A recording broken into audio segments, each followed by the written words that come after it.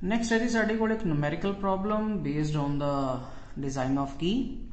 So की कह रहा जी, that is design a rectangular key for a shaft of 50 mm diameter having shearing and crushing stresses for the key material as 45 megapascal and 65 megapascal respectively.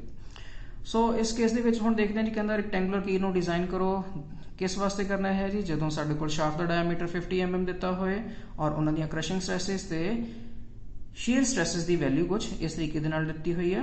that is shear stress the value ਹੈ that is 45 megapascal and crushing the value ਦਿੱਤੀ ਹੋਈ ਹੈ that is 65 megapascal।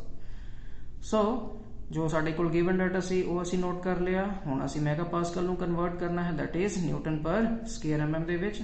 ਔਰ ਅਸੀਂ बहुत चंगी तरह जानते हैं that is मेगा मतलब that is 10 raised to power 6 और स्क्वायर मीटर है 1 metre is equals to 10 raised to power 3 और स्क्वायर मीटर की इक्वल आ गई that is 10 raised to power 6 और ऊपर भी 6 है नीचे भी 6 है, आपस ਦੇ ਵਿੱਚ ਦੋਨੋਂ कैंसल आउट हो जाएंगे और एज इट इज जो उन्होंने मल्टीपल होएगा सेम साडे कोल आ जाएगी इन न्यूटन पर स्क्वायर mm ਦੇ ਵਿੱਚ।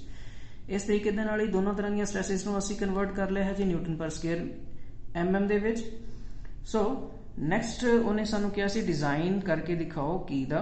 ਸੋ ਇਸ ਡਿਜ਼ਾਈਨ ਦੇ ਵਿੱਚ ਸਾਨੂੰ ਪਤਾ ਹੈ ਡਿਜ਼ਾਈਨ ਦੇ ਵਿੱਚ ਅਸੀਂ ਬੇਸਿਕਲੀ 3 ਡਾਇਮੈਂਸ਼ਨਸ ਹੀ ਕੈਲਕੂਲੇਟ ਕਰਨੀਆਂ ਹੁੰਦੀਆਂ ਨੇ that is Ki the width ਕਿੰਨੀ ਹੈ, ਥਿਕਨੈਸ ਕਿੰਨੀ ਹੈ, ਲੈਂਥ ਕਿੰਨੀ ਹੈ। ਸੋ ਅਸੀਂ ਪਹਿਲਾਂ ਕੁਝ ਜਨਰਲ ਕੰਸੀਡਰੇਸ਼ਨਸ ਲਏ ਸੀਗੇ ਜਿਹਦੇ ਵਿੱਚ ਅਸੀਂ ਫਾਰਮੂਲਾ ਪੜ੍ਹਿਆ ਸੀ that is width of the key is always equals to d/4। ਇੱਥੇ ਅਸੀਂ d/4 ਪੁੱਟ ਕੀਤਾ that is 50/4 that is equals to 12.5 mm। ਇਹ ਅਸੀਂ ਕੈਲਕੂਲੇਟ ਕਰ ਲਿਆ ਹੈ। ਹੁਣ ਤੁਸੀਂ ਦੇਖ ਰਹੇ ਹੋਵੋਗੇ ਕਿ 16 ਇਹ ਕਿੱਥੋਂ ਆ ਗਿਆ, ਸਾਡਾ ਆਨਸਰ ਤਾਂ 12.5 ਸੀ। ਤਾਂ 16 is the standard value for the diameter of the shaft when 50। ਕਿ ਕੁਝ ਸਾਡੇ ਕੋਲ ਇੱਕ ਟੇਬਲ ਹੋਏਗਾ ਐਗਜ਼ਾਮ ਦੇ ਵਿੱਚ, ਸਾਨੂੰ ਟੇਬਲ ਦਿੱਤਾ ਹੋ ਸਕਦਾ ਹੈ ਜਾਂ ਫਿਰ ਸਾਨੂੰ ਰਾਉਂਡ ਫਿਗਰ ਆਪਣੇ ਵੱਲੋਂ ਹੀ ਲੈ ਲੈਣੀ ਹੈ। ਡਿਜ਼ਾਈਨ ਦੇ ਵਿੱਚ ਅਸੀਂ ਬੇਸਿਕ ਧਿਆਨ ਦੇਣਾ ਹੈ ਸਾਡਾ ਕਿ ਅਸੀਂ ਸਟੈਪ ਕੀ ਕਰ ਰਹੇ ਹਾਂ, ਕਿਸ ਤਰੀਕੇ ਦੇ ਨਾਲ ਅਸੀਂ ਡਿਜ਼ਾਈਨ ਕਰ ਰਹੇ ਹਾਂ ਕਿਸੇ ਵੀ ਚੀਜ਼ ਨੂੰ। ਇਸ ਦੇ ਵਿੱਚ ਆਨਸਰਸ ਜਿਹੜੇ ਹੈ ਬਹੁਤ ਜ਼ਿਆਦਾ ਮੈਟਰ ਨਹੀਂ ਕਰਦੇ। ਬਹੁਤ ਜ਼ਿਆਦਾ ਮੈਟਰ ਕਰਨ ਤੋਂ ਮਤਲਬ ਇਹ ਚੀਜ਼ ਹੈ ਕਿ ਇਹ ਨਹੀਂ ਹੈ ਕਿ ਤੁਹਾਡੇ ਕੋਲ ਇੱਥੇ 12.5 ਆਇਆ ਸੀ ਔਰ ਤੁਸੀਂ ਇਹਨੂੰ 20 ਲੈ ਲਓ ਜਾਂ ਇਸ ਨੂੰ ਤੁਸੀਂ 10 ਲੈ ਲਓ। ਕਹਿਣ ਦਾ ਮਤਲਬ ਉਹ ਆਨਸਰ ਜਿਹੜੇ ਤੁਸੀਂ ਦਵੋਗੇ ਫਾਈਨਲ, ਇਸ ਦਾ ਆਨਸਰ ਤੁਸੀਂ 13 ਵੀ ਦੇ ਸਕਦੇ ਸੀ, 12.5 ਵੀ ਐਜ਼ ਇਟ ਇਜ਼ ਰੱਖ ਸਕਦੇ ਸੀ, ਬਟ ਇਸ ਨੂੰ ਸਟੈਂਡਰਡ ਵੈਲਿਊਜ਼ ਦੇ ਅਕੋਰਡਿੰਗਲੀ ਉਹਨੇ 16 ਲੈ ਲਿਆ। ਮਤਲਬ ਕਿ ਤੁਹਾਡਾ ਆਨਸਰ 12.5, 13, 15, 16 ਕੁਝ ਵੀ ਹੋ ਸਕਦਾ, ਬਟ ਇਸ ਤੋਂ ਜ਼ਿਆਦਾ ਨਹੀਂ ਹੋਏਗਾ, ਸਟੈਂਡਰਡ ਵੈਲਿਊ ਤੋਂ ਘੱਟ ਹੋ ਸਕਦਾ। ਸੋ ਨੈਕਸਟ ਇਸੇ ਤਰ੍ਹਾਂ ਹੀ ਅਸੀਂ thickness that is t calculate ਕੀਤੀ ਹੈ that is d/6। ਇੱਥੇ ਵੀ ਅਸੀਂ ਐਜ਼ ਇਟ ਇਜ਼ ਕੈਲਕੂਲੇਟ ਕੀਤਾ ਤਾਂ 8.33 mm ਸਾਡੇ ਕੋਲ ਆਨਸਰ ਆਇਆ, ਜਿਹਨੂੰ ਅਸੀਂ ਰਾਉਂਡ ਫਿਗਰ ਲੈ ਲਿਆ that is 10 mm according to the standard size. Next ਅਸੀਂ ਕੈਲਕੂਲੇਸ਼ਨ ਕਰਨੀ ਹੈ ਤੀਸਰੀ ਡਾਇਮੈਂਸ਼ਨ ਸਾਡੀ ਲੈਂਥ ਰਹਿ ਗਈ। ਹੁਣ ਲੈਂਥ ਨੂੰ ਅਸੀਂ ਕਿਸ ਤਰੀਕੇ ਦੇ ਨਾਲ ਕੈਲਕੂਲੇਟ ਕਰਨਾ ਹੈ ਜੀ?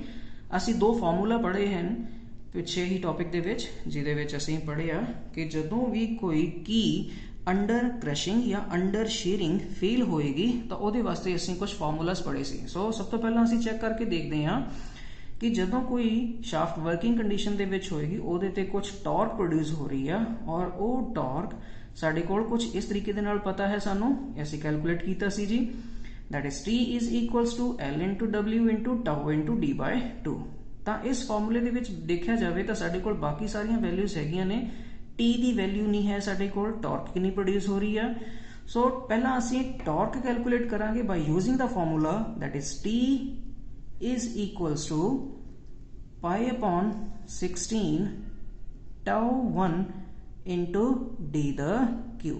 ਇੱਥੇ ਹੁਣ ਮੈਂ ਕੀ ਲਿਆ ਜੀ that is t is the torque that is same ਜੋ ਅਸੀਂ ਕੈਲਕੂਲੇਟ ਕਰਨੀ ਹੈ, pi/16 constant ਟਰਮ ਆ ਗਈ, tau1 is the shear stress for the shaft material and d cube is the diameter of the shaft। diameter of shaft ਸਾਨੂੰ ਦਿੱਤਾ ਹੋਇਆ ਹੈ, tau1 ਇਸ ਜਗ੍ਹਾ ਤੇ ਹੁਣ ਸਾਡੇ ਕੋਲ ਉਹਨੇ ਕਾਮਨ ਸਾਨੂੰ ਜੋ ਇੱਥੇ ਸਟ੍ਰੈਸਸ ਦਿੱਤੀਆਂ ਹੋਈਆਂ ਸੀ ਉਹ ਉਹਨੇ ਕੀਜ਼ ਦੀਆਂ ਦਿੱਤੀਆਂ ਸੀ। ਇੱਥੇ ਅਸੀਂ ਕੰਸੀਡਰ ਕਰ ਲਾਂਗੇ, ਮੰਨ ਲਾਂਗੇ ਕਿ ਜੋ ਸਾਡੇ ਕੋਲ ਟਾਓ ਹੈ ਉਹ ਸ਼ਾਫਟ ਦੇ ਮਟੀਰੀਅਲ ਦੀ ਐਂਡ ਕੀ ਦੇ ਮਟੀਰੀਅਲ ਦੀ ਸੇਮ ਹੈ। ਸੋ ਇਸ ਜਗ੍ਹਾ ਤੋਂ ਅਸੀਂ ਟੀ ਕੈਲਕੂਲੇਟ ਕਰ ਲਾਂਗੇ ਜੀ ਔਰ ਜੋ ਟੀ ਕੈਲਕੂਲੇਟ ਆਈ ਉਹਨੂੰ ਹੀ ਅਸੀਂ ਇਸ ਫਾਰਮੂਲਾ ਦੇ ਵਿੱਚ ਪੁੱਟ ਕਰਕੇ ਇੱਥੋਂ ਅਸੀਂ ਐਲ ਦੀ ਵੈਲਿਊ ਕੈਲਕੂਲੇਟ ਕਰ ਲਾਂਗੇ ਕਿ ਐਲ ਸਾਡੇ ਕੋਲ ਕਿੰਨੀ ਆਈ ਹੈ।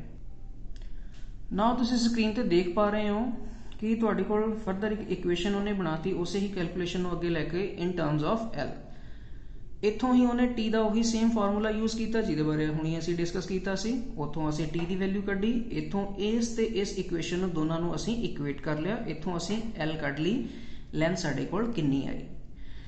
ਇਹ ਤਾਂ ਜੀ ਸਾਡੇ ਕੋਲ ਕਿ ਜਦੋਂ ਸ਼ੀਅਰਿੰਗ ਦੇ ਅੰਦਰ ਸਾਡੀ ਸ਼ਾਫਟ ਫੇਲ ਹੋਏਗੀ ਉਦੋਂ ਸਾਡੀ ਲੈਂਥ ਆਫ ਸ਼ਾਫਟ ਕਿੰਨੀ ਚਾਹੀਦੀ ਹੈ, ਮਤਲਬ ਕਿ ਫੇਲੀਅਰ ਹੋਣ ਤੋਂ ਬਚਾਉਣ ਦੇ ਲਈ ਮਿਨੀਮਮ ਲੈਂਥ ਆਫ ਦਾ ਕੀ ਸਾਨੂੰ ਕਿੰਨੀ ਚਾਹੀਦੀ ਹੈ ਜਦੋਂ ਸਾਡੇ ਕੋਲ ਵਿਡਥ ਤੇ ਥਿਕਨੈਸ ਆਫ ਦਾ ਕੀਜ਼ ਸਾਨੂੰ ਦਿੱਤੀਆਂ ਹੋਣ ਜਾਂ ਅਸੀਂ ਕੈਲਕੂਲੇਟ ਕੀਤੀਆਂ ਹੋਣ ਜਨਰਲ ਰਿਲੇਸ਼ਨ ਯੂਜ਼ ਕਰਕੇ।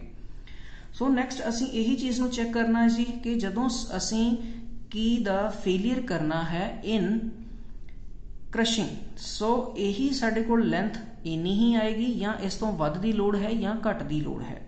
सो इस जगह ते हुण असीं फॉर क्रशिंग वास्ते चेक करांगे। क्रशिंग दा असीं फॉर्मूला यूज़ कीता जो असीं पहलां भी पढ़िया सी, that is equals to T is equals to L into T/2 crushing stress into T/2। So इत्थे भी असीं पहलां देखो उपर असीं टी कैलकुलेट कर चुके सी, उही टी की वैल्यू असीं इत्थे ही पुट कर लांगे। एल नूं असीं अननोन रख के थिकनेस पहलां कैलकुलेट कर चुके हाँ, क्रशिंग स्ट्रैस बाकी सारियां वैल्यूज आपां पुट कर लियां। इन टर्म्स ऑफ एल असीं आंसर कढ लिया पहलां, ਉਹਨੂੰ ही असीं जो आंसर पहलां टॉर्क का कढ़िया सी ਉਹਦੇ इक्वेट करता, तो इत्थों साडे कोल जो आंसर है दैट इज 135.38 mm। सो इत्थे असीं देखिया कि जो असीं दो लेंथस कैलकुलेट कीतियां दोनों दे विच वेरीएशन आ रही है। इत्थे साडे कोल जो आंसर आया सीगा crushing they which that is 61.11, इत्थे साडे कोल जो आंसर आया crushing they which that is 135.38। हुण असीं किहड़ी लेंथ नूं कंसीडर करके चलीए कि that will be the length of the shaft. So अगर गल कीती जावे 61.11 मैं लैके चलदा हाँ, ये चीज़ मेरी क्रशिंग दे विच फेल हो जाएगी बट शेयरिंग दे विच पास होएगी। बट सानू तो डिजाइन जो करना है असीं वारी वारी तो शाफ्ट नहीं चेंज करांगे या कीज़ नहीं चेंज करांगे। सो असीं इस दे केस दे विच जदों मेरे कोल विड्थ दी वैल्यू 16 mm है की दी और थिकनेस दी वैल्यू मेरे को 10 mm है, उस टाइम मैं लेंथ ऑफ द की जो लेके चलनी है दोनों की लार्जर वैल्यू होएगी, दैट इज इक्वल्स टू 135.38। सो असी लार्जर वैल्यू ले ली जी, उन्होंने भी इन्हें स्टैंडर्ड वैल्यू के अकॉर्डिंगली 140 mm के विच कन्वर्ट कर लिया।